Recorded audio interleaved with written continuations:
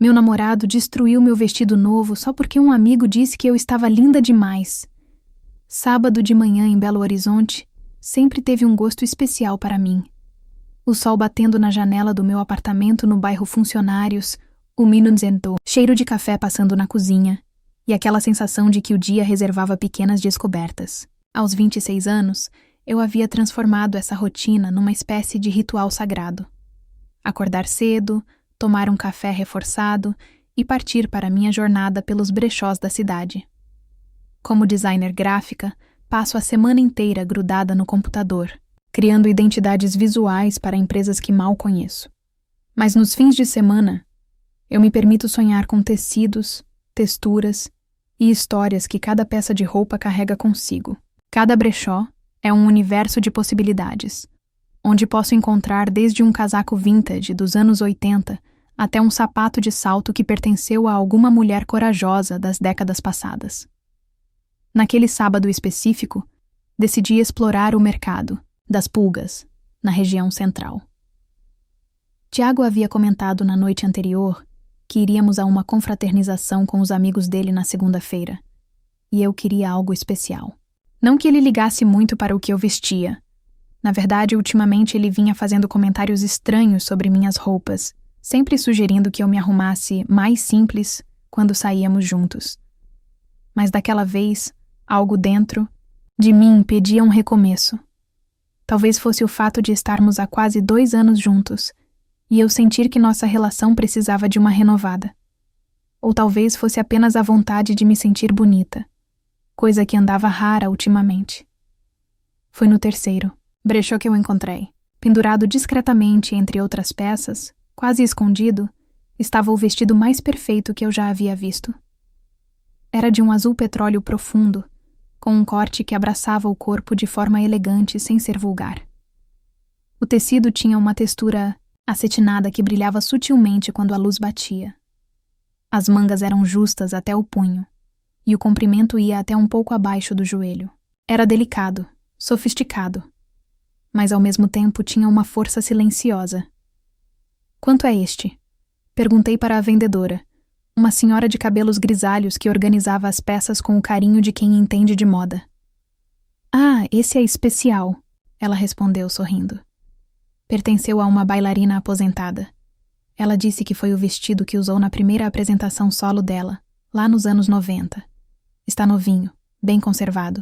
R$ 80, mas para você, que tem bom olho, faço por 60. Segurei o vestido contra o corpo e me olhei no pequeno espelho embaçado do brechó. Por um instante, vi não apenas uma designer gráfica cansada da rotina, mas uma mulher que podia brilhar. Uma mulher que merecia ocupar espaços com elegância e confiança. "Vou levar", disse sem hesitar. No caminho de volta para casa, imaginei como seria usar aquele vestido. Visualizei Tiago me elogiando, seus amigos percebendo como ele tinha sorte de estar comigo. Porque, mesmo sem admitir em voz alta, eu sentia que ultimamente ele parecia envergonhado da minha presença. Pequenos gestos. A forma como desviava o olhar quando eu falava em grupos. Como mudava de assunto quando alguém elogiava meu trabalho. Como suas mãos se crispavam quando outros homens dirigiam palavras gentis para mim. Mas eu tinha certeza de que era apenas uma fase. Relacionamentos passam por altos e baixos, não é mesmo? E aquele vestido seria o símbolo do nosso recomeço. Ele me veria radiante, se lembraria de por que se apaixonou por mim, e tudo voltaria a ser como antes. Cheguei em casa animada, pendurando cuidadosamente o vestido no armário. Tiago estava no sofá, assistindo futebol, e mal levantou os olhos quando mostrei minha descoberta. "Bonito", murmurou, sem tirar os olhos da televisão. "Só não exagera no decote quando a gente sair, né? Você sabe como são meus amigos." Um arrepio estranho percorreu minha espinha, mas preferi ignorar. Na segunda-feira, tudo seria diferente. Eu seria diferente. Não fazia ideia de que aquele vestido não apenas mudaria tudo, mas revelaria verdades que eu vinha fingindo não enxergar há meses. Segunda-feira chegou com aquela ansiedade gostosa de quem vai estrear algo especial. Passei o dia no escritório pensando no vestido que me esperava em casa, imaginando como me sentiria usando-o. Durante o almoço, até mandei uma foto dele para minha melhor amiga, Tatá. Meu Deus, Lô, você vai arrasar. O Tiago não vai conseguir tirar os olhos de você. Ela respondeu com uma fileira de emojis apaixonados. Eu sorri, guardando o celular. Era exatamente isso que eu precisava ouvir. Cheguei em casa às 6 da tarde e fui direto para o quarto. Tirei o vestido do cabide com o cuidado de quem manuseia uma obra de arte. Quando o vesti, me olhei no espelho e por um momento esqueci de respirar. A bailarina aposentada estava certa. Aquela peça tinha algo mágico.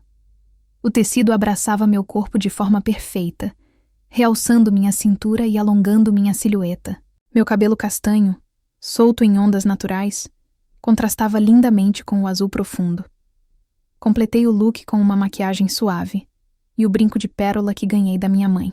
Quando saí do quarto, Tiago estava terminando de se arrumar na sala. Pronta, anunciei, esperando sua reação. Ele se virou e por um segundo vi um brilho diferente no seu olhar. Mas foi apenas um segundo. Logo depois, sua expressão se fechou. Está bem, disse ajustando a gola da camisa sem me olhar direito. Vamos que já estamos atrasados. O bar onde aconteceria a confraternização ficava no Savassi, um lugar descontraído que eu já conhecia. Os amigos de Tiago estavam todos lá. Rafael, Bruno, Marcelo e Eduardo. O Edu, como todos o chamavam. Eu conhecia o grupo há mais de um ano, mas sempre me sentia um pouco de fora. Eles tinham aquela cumplicidade de amigos de infância, cheia de piadas internas e referências que eu não entendia. A noite começou tranquila. Conversamos sobre trabalho, planos para o final do ano, besteiras do dia a dia. Eu me sentia bonita e confiante no meu vestido, contribuindo para as conversas de forma natural. Era assim que eu queria me sentir sempre ao lado de Tiago, parte do grupo, respeitada, vista. Foi quando voltei do banheiro que tudo mudou. Edu estava perto do bar, esperando para fazer um pedido, quando me viu se aproximando. Seus olhos se iluminaram de uma forma genuína, sem malícia. Lô, você está deslumbrante hoje, disse ele com um sorriso sincero. Sério, esse vestido ficou perfeito em você. O Tiago é um cara de sorte. Senti o rosto esquentar com um elogio. Não era algo exagerado ou inadequado. Era apenas um amigo sendo gentil. Agradeci com um sorriso e íamos continuar conversando quando senti uma mão firme no meu braço. Lorena, vamos embora, Tiago disse, com uma voz que não admitia discussão. Mas a gente acabou de chegar. Protestei confusa. Ainda nem pedimos a segunda rodada. Eu disse que vamos embora, repetiu mais alto dessa vez. O grupo inteiro parou de conversar. Edu me olhou com uma expressão preocupada, como se quisesse dizer alguma coisa. Mas Tiago já estava me puxando em direção à saída. Cara, relaxa. Edu tentou intervir. Foi só um elogio. Que tem de mais? Tem que não é da sua conta. Tiago retrucou, me empurrando para fora do bar. O caminho de volta para casa foi tenso e silencioso. Eu tentava entender o que havia acontecido, que crime terrível eu havia cometido para merecer aquela reação. Meu estômago estava embrulhado, uma mistura de vergonha e indignação crescendo dentro de mim. Quando chegamos ao apartamento, Tiago bateu a porta com força.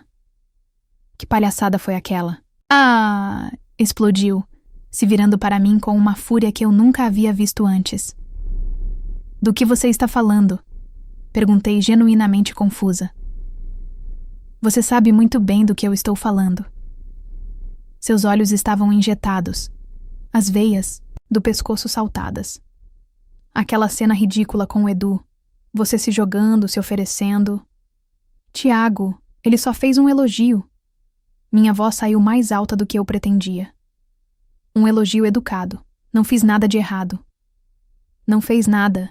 Ele riu, mas era um riso cruel, sem humor. Você estava se exibindo a noite toda, desfilando nesse vestido como se fosse uma... Como se fosse uma o quê? O interrompi, sentindo a raiva ferver no meu peito. Mas em vez de responder, ele avançou em direção a mim. Por um instante, pensei que fosse me bater. Em vez disso, suas mãos agarraram o tecido do meu vestido na altura do ombro. O som do tecido se rasgando ecoou pelo apartamento como um tiro. Eu olhei para baixo, incrédula, vendo os fios se desfazendo, a costura se abrindo. Meu vestido perfeito, meu símbolo de recomeço, estava sendo destruído na minha frente. Agora não vai mais se exibir para ninguém, ele disse ofegante. Eu fiquei parada, em choque, segurando os pedaços rasgados contra o corpo. Não chorei, não gritei, simplesmente fiquei ali, entendendo que algo dentro de mim também havia se rasgado naquele momento. E pela primeira vez em 2 anos, vi Tiago exatamente como ele era. Acordei na manhã seguinte no sofá da sala, ainda vestindo os restos do meu vestido. Durante a madrugada, havia conseguido alinhavar as partes rasgadas com linha e agulha, numa tentativa desesperada de juntar os pedaços, não apenas do tecido, mas de algo dentro de mim que também havia se partido. Tiago já tinha saído para o trabalho, deixando um bilhete na mesa da cozinha. Desculpa pelo ontem. Você sabe que eu te amo. Vamos conversar quando eu voltar. Passei o dia inteiro no automático. Liguei para o escritório dizendo que estava doente. Não era mentira. Eu me sentia fisicamente nauseada toda vez que lembrava do som do tecido se rasgando. Fiquei no sofá, olhando para o vestido semi-consertado que havia estendido na cadeira, tentando entender como havia chegado até ali. Foi então que o telefone tocou. Era Tatá. Lô, você sumiu. Não respondeu minhas mensagens desde ontem. Como foi a confraternização? Comecei a chorar antes mesmo de conseguir falar. Contei tudo. O elogio do Edu, a fúria do Tiago, o vestido destroçado. Do outro lado da linha, o silêncio se estendeu por tanto tempo que pensei que a ligação havia caído. Lorena! A voz da Tatá estava diferente, mais séria do que eu já havia escutado. Você precisa ouvir o que vou te falar, tá? Isso não é normal. Isso não é amor. Isso é... Não, a interrompi. Ele estava com ciúmes. Só isso. Homem é assim mesmo, né? E eu sei que aquele vestido estava meio chamativo. Para com isso. Tatá elevou a voz. Você está se culpando por usar uma roupa bonita? Por receber um elogio educado? Lô, me escuta bem. Você está em um relacionamento abusivo. A palavra ficou ecoando na minha cabeça depois que desliguei o telefone. Abusivo. Eu sempre imaginei abuso como algo físico, visível. Mas será que existiam outras formas mais sutis? Mais silenciosas? Comecei a lembrar de outros episódios. Como Tiago sempre encontrava defeitos nas minhas roupas quando íamos sair. Como ele fazia comentários sobre meus colegas de trabalho, insinuando que eu era ingênua demais para perceber as intenções deles. Como ele tinha o hábito de me interromper quando eu estava falando em grupos, como se minha opinião não importasse. Na quinta-feira, minha irmã Manu apareceu de surpresa, no meu apartamento. Ela morava em São Paulo, e raramente vinha a BH sem avisar. A Tatá me ligou, disse ela, entrando sem cerimônia. Disse que você estava precisando de companhia. Manu sempre foi mais observadora que eu. Aos 30 anos, ela havia passado por um divórcio difícil e saído mais forte do outro lado. Quando viu o vestido semi-consertado, não precisei explicar nada. Ele fez isso? Perguntou, tocando delicadamente o tecido. Assenti, e ela me puxou para o sofá. Lô, você lembra quando a gente era pequena e você chorava porque achava que tinha feito alguma coisa errada quando o papai chegava nervoso? Do trabalho? Lembrava. Eu sempre me culpava pelos humores dos outros, como se fosse responsável por deixar todo mundo feliz ao meu redor. Você está fazendo a mesma coisa agora, Manu continuou, assumindo a culpa por algo que não é culpa sua. O Tiago está te isolando, te fazendo duvidar de você mesma. Isso tem nome, e não é amor. Passamos o dia conversando, e Manu me mostrou coisas que eu não queria ver. como minha autoestima havia diminuído desde que comecei a namorar Tiago. Como eu havia parado de usar certas roupas, de frequentar certos lugares, de falar com certas pessoas. Como havia me tornado uma versão menor de mim mesma. Vem comigo para a Contagem, ela sugeriu. Ficar uns dias na casa da mãe. Você precisa de distância para pensar com clareza. A princípio resisti. E se Tiago ficasse bravo? E se ele pensasse que eu estava exagerando? Mas quando ele chegou naquela noite e começou com o teatro de sempre, flores baratas do posto de gasolina, promessas de que nunca mais aconteceria, lágrimas forçadas. Algo dentro de mim não comprou mais aquela encenação. Preciso de um tempo, disse, segurando firme na minha decisão. Tempo? Ele riu, mas era aquele riso nervoso. Tempo pra quê? Para suas amigas encherem sua cabeça de besteira? E ali estava ele de novo, desqualificando meus sentimentos, diminuindo as pessoas que me importavam. Vou ficar uns dias na casa da minha mãe, repeti. Se você sair por aquela porta, não precisa voltar. Ele ameaçou. Peguei uma mochila, joguei algumas roupas dentro e me dirigi para a porta. Quando coloquei a mão na maçaneta, olhei para trás uma última vez. Tiago estava no meio da sala, com cara de quem não acreditava que eu realmente iria embora. Eu volto, quando estiver pronta para conversar, disse. E saí, levando comigo apenas o essencial e uma certeza crescente. Pela primeira vez em muito tempo, estava fazendo algo por mim. A casa da minha mãe, em Contagem, sempre teve o poder mágico de me fazer sentir criança novamente. Não no sentido ruim, aquela sensação de vulnerabilidade que eu carregava com Tiago, mas na sensação boa de ser cuidada, protegida, amada incondicionalmente. Dona Cleusa me recebeu com aquele abraço apertado que só mãe sabe dar, sem fazer perguntas demais. Ela sabia que quando eu aparecia de surpresa era porque precisava de colo. Manu havia ligado explicando a situação, então ela já estava preparada com chá de camomila e pão de açúcar quentinho. Minha filha, você emagreceu. Foi a primeira coisa que ela disse, me analisando com aqueles olhos de mãe que veem tudo. E seus olhos estão sem brilho. Passei 3 dias mergulhada numa rotina que não vivia há anos. Acordava sem pressa. Tomava café da manhã na varanda ouvindo os passarinhos. Ajudava minha mãe no jardim. Era incrível como meu corpo começou a relaxar. Como se eu estivesse constantemente tensa sem perceber. No 4º dia, precisei ir ao mercado fazer compras para o almoço.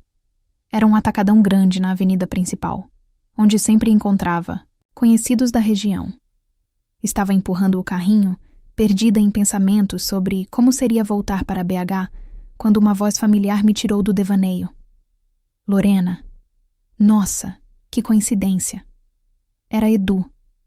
Ele estava sozinho, comprando algumas coisas, básicas, e parecia genuinamente feliz em me ver.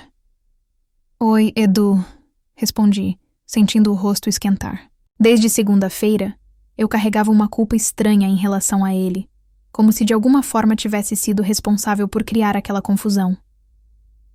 Que bom te encontrar, ele disse, se aproximando. Eu queria falar com você desde aquela noite. O Tiago não deixou, mas posso te oferecer um café? Tem uma padaria aqui perto. Hesitei por um momento. E se alguém visse? E se contasse para Tiago? Mas então lembrei que eu não devia satisfação a ninguém sobre minhas escolhas. Claro, respondi. A padaria era um lugar simples, daqueles com mesa de fórmica e cafezinho forte servido em xícara pequena. Edu pediu 2 cafés e um pão de açúcar para dividirmos. Lorena, eu preciso te pedir desculpas. Ele começou, mexendo o açúcar no café. Aquele elogio na segunda, eu não imaginei que fosse causar aquilo tudo. Edu, você não tem nada a ver com isso, o interrompi. Você só foi educado. O problema não foi seu elogio. Ele me olhou com uma expressão séria, como se estivesse pesando as palavras. Posso falar uma coisa? Vai parecer intromissão, mas a gente se conhece há mais de 1 ano, e eu sempre fico preocupado com a forma como o Tiago trata você. Meu estômago deu um nó. Era a primeira vez que alguém do círculo dele verbalizava isso. Como assim? Lô, eu vejo como ele te diminui quando você fala. Como ele muda de assunto quando alguém te elogia. Como ele fica tenso quando você conversa com outros homens, mesmo que seja só educação básica. Edu fez uma pausa, respirou fundo. Naquela noite, quando eu disse que você estava deslumbrante, não era só sobre o vestido. Era sobre como você parecia, livre, radiante, e eu sabia que isso ia incomodar ele. Você sabia? Eu meio que testei, ele admitiu, parecendo envergonhado. Desculpa, foi errado da minha parte, mas eu queria que você visse a reação dele.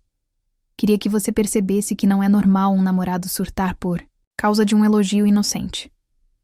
Fiquei em silêncio, processando aquela revelação. Edu havia feito de propósito. Ele havia percebido algo que eu mesma me recusava a ver e tentado me alertar da única forma que podia. Os outros também percebem? Perguntei em voz baixa. Alguns fingem que não veem. Outros fazem piada. Dizem que o Tiago é ciumento, mesmo. Mas eu já vi isso antes, Lô. Minha irmã passou pela mesma coisa. Começou assim. Ciúmes que pareciam proteção, controle que parecia cuidado. Ele contou sobre a irmã, sobre como ela havia se isolado dos amigos, como havia perdido a autoestima, como havia demorado anos para sair daquele relacionamento tóxico. E sabe o que ela me disse quando finalmente conseguiu se libertar? Edu continuou. Que os sinais estavam todos lá desde o começo, mas ela tinha tanto medo de ficar sozinha que preferia acreditar que aquilo era amor. Suas palavras ecoaram algo que eu vinha sentindo, mas não conseguia nomear. O medo de ficar sozinha. A sensação de que talvez eu não merecesse coisa melhor. A ideia de que era melhor um amor imperfeito do que nenhum amor. Por que você está me contando isso? Perguntei. Porque naquela noite, quando eu te elogiei, você brilhou por uns segundos. E eu vi a mulher incrível que você é.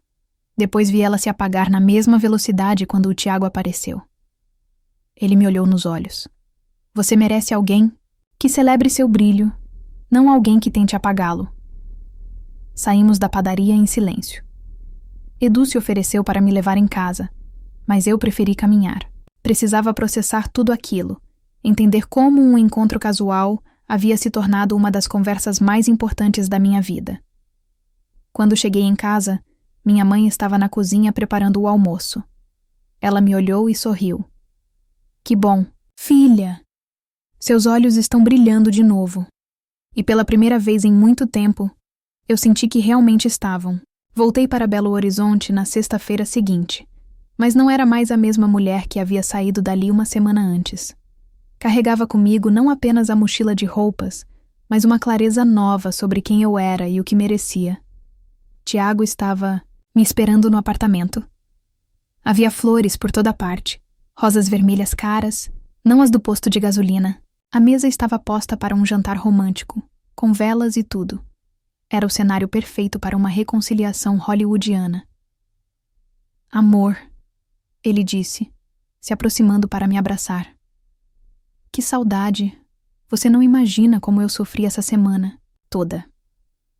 Me desviei do abraço delicadamente, mas com firmeza. Precisamos conversar, disse colocando a mochila no sofá.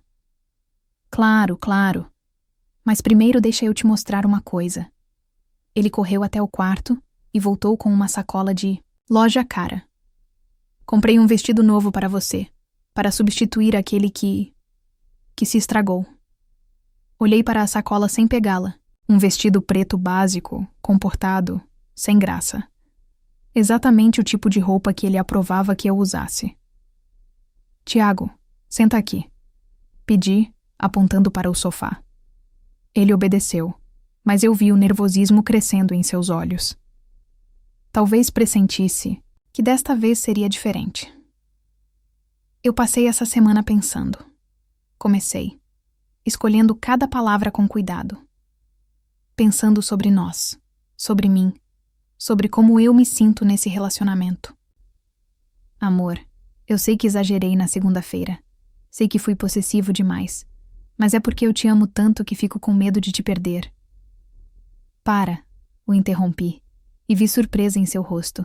Raramente eu o interrompia. Para de falar e me escuta. De verdade, dessa vez. Respirei fundo, convocando toda a força que havia descoberto na casa da minha mãe. Tiago, o que você fez com meu vestido não foi um exagero. Foi violência. E não foi a primeira vez que você me desrespeitou. Você tem um padrão de me diminuir, de controlar o que eu visto, com quem eu falo, como eu me comporto. Isso não é verdade. Ele se levantou, agitado. Eu só te protejo porque...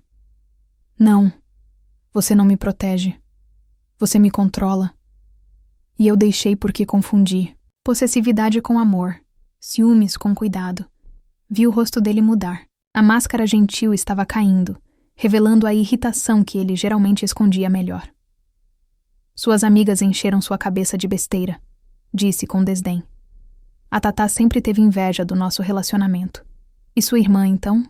Uma divorciada amarga tentando sabotar a felicidade dos outros. Ali estava ele de novo, desqualificando as pessoas que me amavam, tentando me isolar. Elas me abriram os olhos. Respondi, mantendo a voz calma. Me fizeram ver que eu mereço um amor que me celebre, não que me diminua. E você acha que vai encontrar isso aí fora? Ele riu, mas era um riso cruel. Lorena, você tem 26 anos, não é mais novinha. Quantos homens você acha que vão querer se relacionar seriamente com uma mulher da sua idade? A frase me atingiu como um soco. Por um segundo, senti aquela dor familiar da insegurança. Mas desta vez, em vez de me encolher, me levantei. Prefiro ficar sozinha a ficar com alguém que me faz sentir pequena, disse, e as palavras saíram com uma força que me surpreendeu. Ele tentou mais algumas táticas. Chorou, prometeu mudança, ameaçou se machucar. Mas eu já conhecia o roteiro. Havia aprendido que manipulação emocional também era violência. 3 meses depois, estava em pé diante de um espelho no ateliê que havia montado no quarto extra do meu novo apartamento. Um kitnet pequeno, mas que era só meu. Vestia uma recriação do meu vestido azul petróleo, feita ponto por ponto pelas minhas próprias mãos. Não era exatamente igual ao original. Era melhor. Tinha detalhes que contavam minha história. Pequenos bordados dourados que representavam cada cicatriz superada. Uma costura especial nas mangas que simbolizava a força que descobri em mim mesma. Naquela noite, eu inauguraria minha primeira exposição individual. Costuras de liberdade. Moda como narrativa de resistência. Eram 10 peças que contavam histórias de mulheres que, como eu, haviam encontrado na moda uma forma de se reconectar com sua própria força. O vestido que eu usava seria a peça central, com uma plaquinha dourada. Costura de liberdade. Esta peça foi criada a partir dos restos de um vestido destruído por violência emocional. Cada ponto representa a jornada de uma mulher que escolheu se recriar. Tatá chegou cedo para me ajudar com os últimos preparativos. Manu havia vindo de São Paulo especialmente para a ocasião. Minha mãe estava radiante, distribuindo beijinhos em todo mundo e repetindo para quem quisesse ouvir. Essa é minha filha, a estilista. Quando as primeiras pessoas começaram a chegar, senti aquele friozinho no estômago da ansiedade boa. Havia jornalistas, blogueiras de moda, outras artistas. E no meio da multidão, reconheci um rosto familiar. Edu estava ali, elegante num terno azul marinho, sorrindo para mim com aquele mesmo olhar sincero de sempre. Você veio, disse, me aproximando dele. Não perderia por nada, respondeu. Você está linda, radiante, exatamente como deveria estar sempre. E desta vez, quando recebi o elogio, não senti medo nem culpa. Senti apenas gratidão por ter pessoas ao meu redor que celebravam meu brilho em vez de tentar apagá-lo. Naquela noite, enquanto via pessoas admirando meu trabalho, entendi que havia feito mais do que superar um relacionamento tóxico. Havia me encontrado. costura por costura, ponto por ponto, havia me recriado. E agora, finalmente, eu era livre para brilhar. Fim. Obrigada por assistir até o final. Você gostou da história? Deixe um comentário. Quero saber o que você achou. Não se esqueça de deixar seu like e se inscrever agora para receber mais relatos emocionantes que você não vai querer perder. Ative o sino para ser notificado sempre que um novo vídeo for lançado. Vejo você na próxima história. Muito obrigada.